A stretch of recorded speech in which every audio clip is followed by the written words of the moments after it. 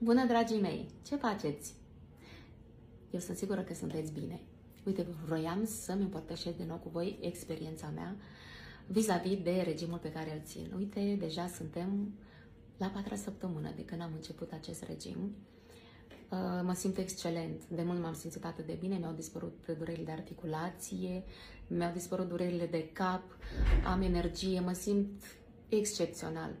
Și experimentul meu pe care l-am făcut pe mine chiar mi-a reușit și sunt bucuroasă că am încercat aceste produse care sunt naturale și cu un regim bine stabilit de un nutriționist.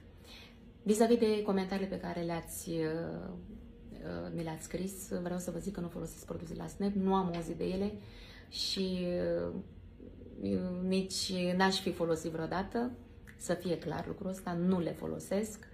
Am auzit, dar nu le folosesc.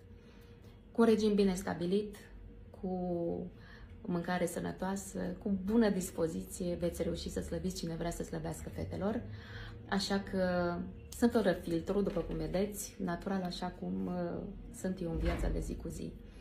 Vă îmbrățișez și, dragă Mariana, îți mulțumesc din suflet, ești o zână.